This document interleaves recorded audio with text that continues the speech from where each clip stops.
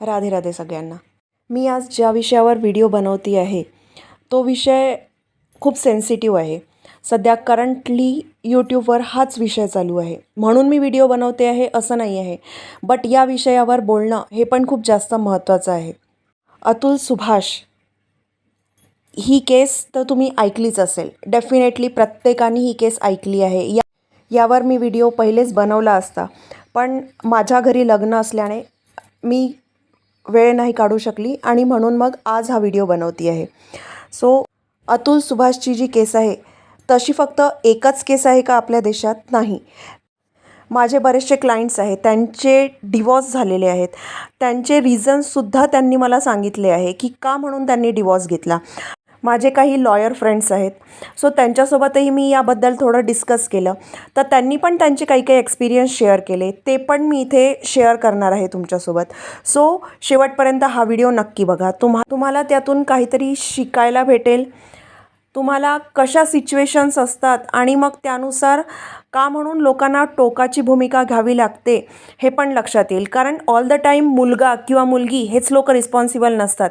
त्यांच्या अवतीभोवती जे लोक असतात ते सुद्धा त्या गोष्टीसाठी रिस्पॉन्सिबल असतात. सो जे माझे क्लायंट्स आहेत त्यांच्याबद्दल मी पहिले डिस्कस करेल. माझे एक क्लायंट आहेत, सो त्यांच्या लग्नाला फक्त 8 दिवस झाले होते. फक्त 8 दिवस त्यांची वाईफ माहेरी गेली, ती गेलीच गेली. तिकडनं डायरेक्ट तिने डिवॉर्सची नोटीस पाठवली. सेकंड केस ही माझ्या फिमेल क्लायंटची केस आहे.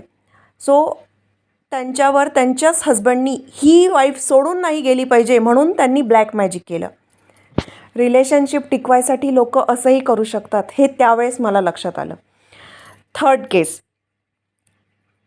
20 वर्ष झालीत लग्नाला आणि हजबंडचं बाहेर अफेअर आहे, एक्स्ट्रा मॅरिटल अफेअर आहे आणि म्हणून मग मुलं 15-17 वर्षाची असताना वाईफ डिवॉर्स देते आहे. कारण कुठपर्यंत ती वाईफ तरी सहन करेल? कारण गेली 10 वर्ष ती गोष्ट सहन करते आहे.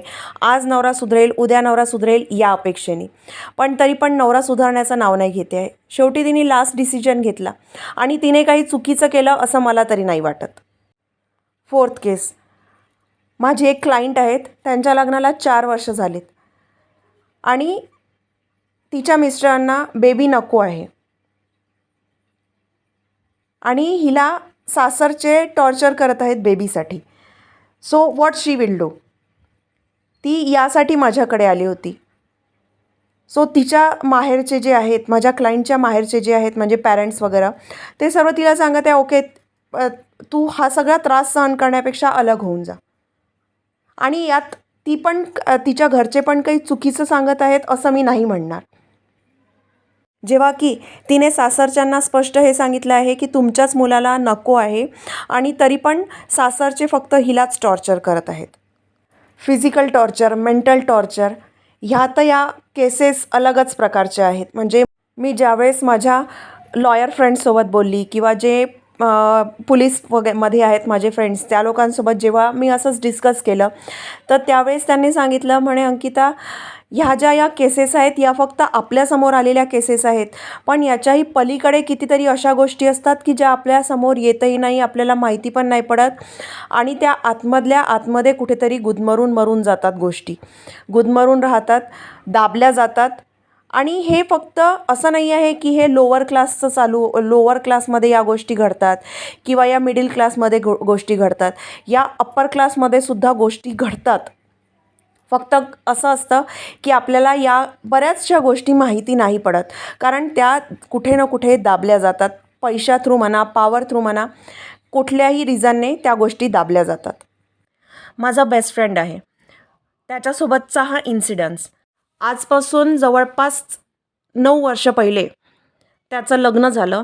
त्यानंतर लग्नाच्या काही दिवसातच त्याला हे लक्षात आलं की त्याची वाईफ जी आहे शी इज मेंटली इल पर्सन. आता तुम्हाला असं वाटेल की मग त्याला ही गोष्ट पहिले लक्षात नाही आली का? तर त्याला ही गोष्ट पहिले खरंच नाही लक्षात आली. कारण काय आहे ना, ती जी मुलगी होती ती एक विलेजमधून होती आणि तिथे असं वातावरण आहे की मुला मुलीला बोलू नाही देत. लग्नाच्या पहिले. तर म्हणून मग ती गोष्ट लक्षात नाही आली. जरी माझ्या फ्रेंडकडचं वातावरण खूप फ्रँक आहे, खूप फ्री आहे, तरी पण मुला-मुलीला बोलू नाही दिलं, म्हणून मग त्याला ही गोष्ट लक्षात नाही आली. इव्हन तुम्हाला असंही वाटेल, की मग त्याच्या घरच्या लेडीजनी त्या मुलीसोबत नाही बोलले का?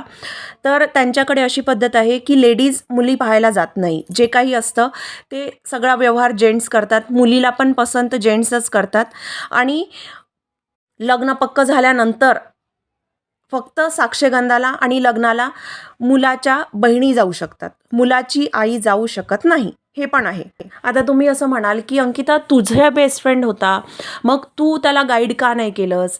किंवा तुला काही लक्षात नाही आलं का? माझ्यापेक्षा जास्त स्पिरिच्युअल माझा बेस्ट फ्रेंड आहे. त्याला देवाने इंडिकेशन्स दिले. बट काय असतं ना, की बरेचदा आपल्याला इंडिकेशन्स भेटूनही आपण त्या गोष्टी इग्नोर करतो. आणि हे फक्त त्याच्या बाबतीतच घडलं असं नाही. प्रत्येकाला वाईट गोष्ट घडण्यापूर्वी इंडिकेशन्स भेटतात. ज्याही लोकांचे लग्न तुटतात किंवा ज्याही लोकांसोबत काही वाईट घडणार असते, त्यांना पहिले इंडिकेशन्स भेटतात. फक्त आपण त्या गोष्टी इग्नोर करतो. प्रत्येकजण त्या गोष्टींना त्या दृष्टीने बघत नाही आणि म्हणून मग त्या गोष्टी घडून जातात.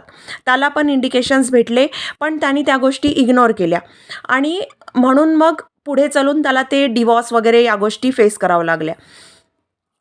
त्या कंडिशनमध्ये ज्यावेळेस त्याच्यावर डिवॉर्सची केस फाईल झाली, त्याच्यावर देखील खूप आरोप लागले आणि या आरोपांच्या पलीकडे जे सोसायटीनी त्याच्यावर आरोप केले, की हो हा मुलगाच असा आहे किंवा याच्या घरचे लोकच असे आहे, त्रास देत होते तिला, हे ते. या गोष्टी तर सगळ्या खूप पलीकडे. म्हणजे घरचे लोक, माझा बेस्ट फ्रेंड, हे लोक किती टेन्शनमधून गेले, किती त्यांनी मेंटल टॉर्चर फेस केला, आपण इमॅजिन नाही करू शकत. त्यावेळी मी प्रेग्नंट होती आणि म्हणून मग मला टेन्शन नव्हतं द्यायचं या सगळ्या गोष्टींचं आणि म्हणून मग त्याने ती गोष्ट माझ्यापासून लपवून ठेवली. पण मला त्याच्या बहिणी थ्रू ही गोष्ट माहिती पडलीच. त्यानंतर मी जेव्हा त्याला भेटली, आमच्यामध्ये थोडासा वाद झाला. पण ॲट द एंड आम्ही बेस्ट फ्रेंड आहोत. बेस्ट फ्रेंडमध्ये वाद होतच असतात. आम्ही परत एक झालो. मी त्याला समजावलं. बट त्या कंडिशनमध्ये त्याच्या फॅमिलीची जी मेंटल हेल्थ, फिजिकल हेल्थ होती, ती पूर्णपणे डिस्ट्रॉय झालेली होती. म्हणजे एक हसतं खेळतं जे फॅमिली होती, ती पूर्णपणे निगेटिव्ह झालेली होती. बिलकुल त्यांच्या घरात गेलं तर इतकं एक काहीतरी निगेटिव्ह ॲटमॉस्फिअर असं लक्षात येत होतं. मग कसाबसा डिवॉर्स झाला. डिवॉर्समध्ये त्याला भरपूर पैसा द्यावा लागला. त्यानंतर मेंटल हेल्थ, फिजिकल हेल्थ याचा तर बट्ट्याबोळ झाला होता. त्याच्याही पलीकडे त्याची एक लहान बहीण आहे, तर तिचंही लग्न जमणं खूप मुश्किल झालं होतं. या सगळ्या गोष्टी घडल्या. बट कालांतराने म्हणजे जवळपास 5 ते 6 वर्षानंतर त्याच्या बहिणीचं लग्न जमलं. आता त्याचंही लग्न झालेलं आहे 2 वर्षापूर्वी आणि सध्या त्याचं लाईफ खूप चांगलं चालू आहे. त्या कंडिशनमध्ये माझ्या फ्रेंडने टोकाची भूमिका नाही घेतली किंवा त्याच्या कुठल्या फॅमिली मेंबरने लोकांच्या प्रेशरमध्ये येऊन काही टोकाची भूमिका नाही घेतली, म्हणून आज ते सर्व सही सलामत आहेत. पण जो प्रेशर त्यांच्यावर होता, त्या प्रेशरमध्ये कोणीही टोकाची भूमिका घेऊ शकते, या गोष्टीबद्दल काही वादच नाही आहे. म्हणूनच माझं म्हणणं स्पष्ट असं आहे, की जसे वुमन्स सेफ्टीसाठी रूल आहेत किंवा वुमन्सच्या अधिकारासाठी रूल आहेत, तसंच मेल्सच्या अधिकारासाठी पण काही रूल्स बनवायला हवेत. पण काय आहे ना, की फेमिनिझमच्या नावाखाली किंवा जस्टिस फॉर फिमेलच्या नावाखाली स्वतःच्या अधिकारांचा मुली, लेडीज इतका गैरफायदा घेतात, की आपण इमॅजिन पण नाही करू शकत. कोणी खोटी रेपची केस लावते, कोणी किती प्रकारच्या केसेस लावतात आणि सर्व रूल्स फिमेलच्या सपोर्टमध्ये असल्यामुळे सगळं नुकसान जर का कोणाचा होत असेल, तर तो चुकी असो अथवा नसो, फक्त आणि फक्त तो होतो मुलाच्या फॅमिलीचा आणि मुलाचा, अजून कोणाचाच नाही होत. मुलगी तर पैसा घेऊन स्वतःचं लाईफ जगायला चालू करते, पण मुलांचं काय, हा पण थोडासा विचार करायला हवा. निर्णय जर का द्यायचा आहे, एक जज म्हणून जर का निर्णय द्यायचा आहे, तर कोणावरही अन्याय नको व्हायला, हाच पहिले विचार केला जातो. आणि ज्या ठिकाणी हा विचार नसेल केला जात, ज्या कोर्टात हा विचार नसेल केला जात, तर तिथे पूर्णपणे अन्याय होतो. मग तो सोबत होवो किंवा मुलीसोबत. अशा जेव्हा गोष्टी घडतात ना, त्यावेळेस मुली रडून पडून वगैरे सर्वच थोडंसं स्वतःचं दुःख हलकं करून घेतात. पण मुलं ज्यावेळेस रडतात, तर मुलांना एक तर लहानपणापासून हेच शिकवलं जातं की मुलं कधीही रडत नसतात, मुलांना रडण्याचा अधिकार नाही. सो विचार करा, मुलांवर किती अन्याय होतो. म्हणजे बाहेरचे तर अन्याय करतात, सोबत त्यांच्या घरचेही बरेचदा अन्याय करतात. आणि मुलांचाच दोष आहे असंच प्रत्येक ठिकाणी कन्सिडर केलं जातं, जेव्हा की कधीतरी मुलींचाही दोष असू शकतो. मी इथे कोणाच्या सपोर्टमध्ये किंवा कोणाच्या अपोजमध्ये व्हिडिओ बनवते आहे असं नाही आहे, पण जी सोसायटीची रिॲलिटी आहे ती मी तुमच्यासमोर ठेवण्याचा प्रयत्न करते आहे. बरेच लोक रिॲलिटीपासून पळण्याचा प्रयत्न करतात, पण ज्याच्यावरती गोष्ट बीतते, जो त्या गोष्टी फेस करतो, त्यालाच काय खरं आणि काय खोटं हे माहिती असतं. बाहेर उभं राहून कोणाला पण जज करणं हे खूप सोपी गोष्ट असते, पण रिॲलिटीमध्ये जो व्यक्ती ती गोष्ट फेस करतो, त्यालाच कोण काय करतं आहे, कोण किती पाण्यात आहे, कोण किती वरती आहे हे माहिती असतं. होपफुली जसं फिमेलच्या सपोर्टमध्ये रूल्स आहेत, तसंच मेलच्या सपोर्टमध्ये पण काही रूल्स नक्कीच निघतील. कारण अतुल सुभाष ही फक्त एकच केस आपल्या डोळ्यासमोर आलेली आहे, पण अशा कितीतरी केसेस आपल्या अवतीभोवती घडतात, ज्याच्याबद्दल आपल्याला माहितीसुद्धा नसतं. आणि हो, या सर्व गोष्टींसाठी कुठे ना कुठे यूट्यूब, फेसबुक, इन्स्टा, त्यानंतर TV शोज हे सर्व कारणीभूत आहे, हे पण मला आवर्जून सांगावं लागेल. कारण काय आहे ना, की मी बरेचदा बघते की लोकांना असं वाटतं की जे TV मध्ये दाखवतात किंवा जे यूट्यूबवर दाखवतात त्याच गोष्टी खऱ्या असतात.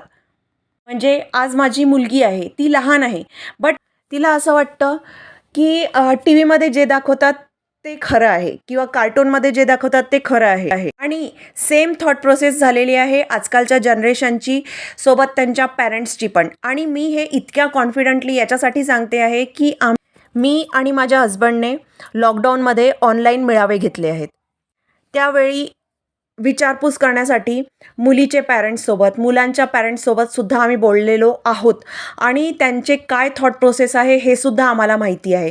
जेवढे रिस्पॉन्सिबल डिवॉर्ससाठी मुलं किंवा मुली आहेत, तेवढेच रिस्पॉन्सिबल त्यांचे पॅरेंट्स पण आणि इतर काही रिलेटिव्ज पण आहेत, जे की मुलाला किंवा मुलीला एका स्पेसिफिक क्रायटेरियामध्ये फिक्स करण्याचा प्रयत्न करतात. त्यांना किती प्रेशराईज करतात आणि त्यांना जबरदस्तीने काही गोष्टी फॉलो करायला भाग पाडतात. त्याच्यासमोर एक खोटी इमेज क्रिएट करतात, जसं TV मध्ये दाखवत आहेत किंवा यूट्यूबवर जी शोबाजी होते, तर किंवा एंटरटेनमेंट इंडस्ट्रीमध्ये ज्या गोष्टी दाखवल्या जातात, त्या गोष्टींचं कंपॅरिझन स्वतःच्या पर्सनल लाईफसोबत ते लोक करतात आणि नंतर मग त्यांना कुठे ना कुठे दुःखच होतं त्या गोष्टीचं, अरे आपल्यासोबत असं का नाही झालं.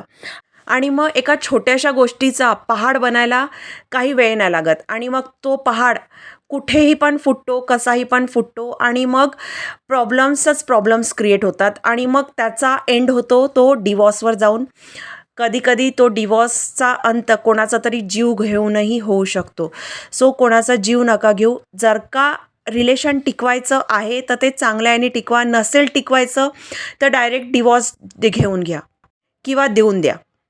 कारण मुलगा असो वा मुलगी, हा काही ATM मशीन नाही आहे की तुम्ही किती पण पैसे मागितले आणि तो व्यक्ती देईल किंवा ती व्यक्ती देईल.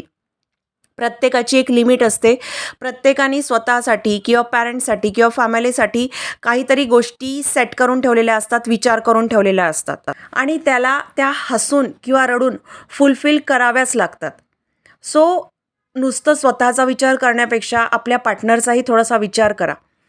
कारण एक वेळा जर का तुमचा डिवॉर्स झाला तर तुम्हाला काही खूप मान सन्मान भेटेल सोसायटीमध्ये, नातेवाईकांमध्ये, अशातला काही भाग नाही. तुमच्या तोंडावर कोणीच येऊन काही नाही बोलणार, पण तुमच्या माघारी डेफिनेटली बोलणारच आहेत. सो रिलेशन तोडायचं जरी असेल तरी पण खूप विचारपूर्वक तोडा आणि समोरच्याला तुमच्यामुळे स्वतःचा जीव नाही द्यावा लागेल याची पण काळजी घ्या. होपफुली हा व्हिडिओ ऐकल्यानंतर जर का एकाही व्यक्तीचा जीव वाचला किंवा एकाही व्यक्तीचे थॉट्स चेंज झाले तर हा व्हिडिओ बनवण्यामागचा जो उद्देश होता तो सार्थकी लागला असं मला वाटेल. आणि हो, सर्वात शेवटी हा व्हिडिओ मी कोणाच्या सपोर्टमध्ये करते आहे किंवा कोणाच्या अपोज करण्याकरिता करते आहे अशातला काहीही भाग नाही आहे. सो मला चुकीचं नका समजू. मला वाटलं की या विषयावर एक व्हिडिओ बनवावा म्हणून मी हा व्हिडिओ बनवते आहे.